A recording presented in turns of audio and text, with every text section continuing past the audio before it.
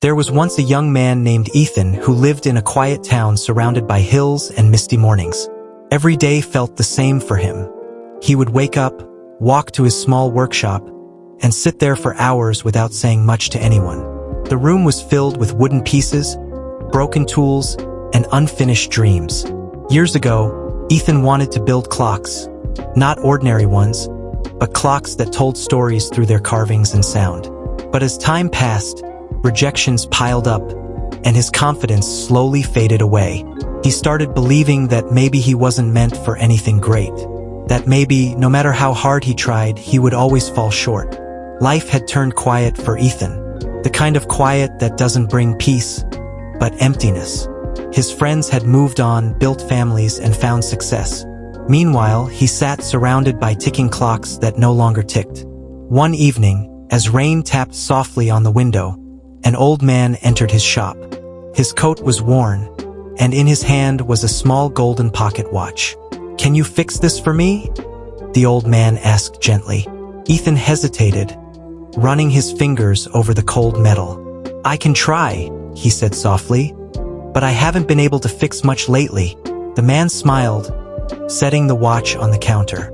"Sometimes," he said, "it's not your hands that forget how to fix things. It's your heart." Ethan looked up, puzzled.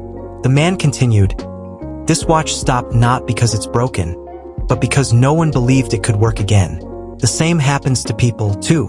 Those words struck something deep inside Ethan, something that had been sleeping for a long time. After the man left, Ethan sat alone in the dim light, staring at the watch. His workshop felt different that night, quieter, but filled with something new, hope. He began to work carefully, adjusting the gears, polishing the glass, tightening the screws. Hours passed. Just before dawn, as the first light touched the sky, he heard a faint tick, then another. The watch had started moving again. Ethan smiled, not because of the watch, but because he realized something inside him had started moving too. The next morning, he opened his shop again, for the first time not out of habit, but out of purpose. He started fixing old clocks and creating new ones, each more beautiful than before. He carved tiny details into their wooden frames, birds, stars, flowers, each symbolizing time, patience, and life. Slowly, people began to notice. A traveler bought one, then another. Word spread. Before long, Ethan's small shop became known for its living clocks, each piece seeming to breathe with emotion. But what changed most wasn't his work. It was Ethan himself. He stopped telling himself he couldn't. He stopped listening to the echo of his failures. Every morning, he repeated one simple thought: "I believe in what I can do." Some days were hard, and some clocks refused to work no matter how hard he tried. But even then, he didn't give up. He had learned that belief isn't about never failing. It's about standing up after you do. Months later, the old man returned to his shop, smiling when he saw the place alive again, full of sound, light, and laughter. Ethan handed him the golden watch, now ticking steadily. "It's fixed," he said.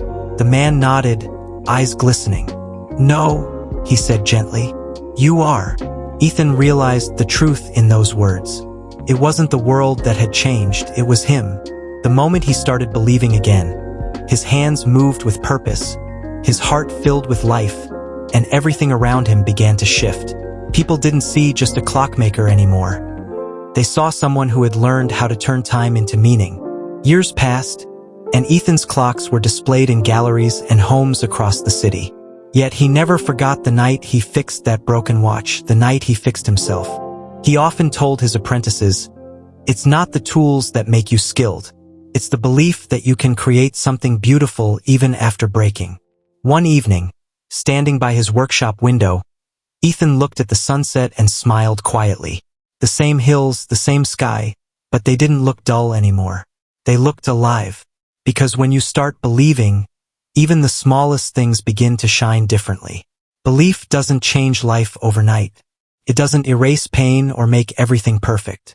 But it changes the way you see the world. It gives you strength to try again, to move forward even when you're scared. It reminds you that what's broken can still be beautiful, and what's silent can still sing. So whenever you feel lost, like Ethan once did, remember, you're just one thought away from changing everything. Because when you start believing, your world starts breathing again.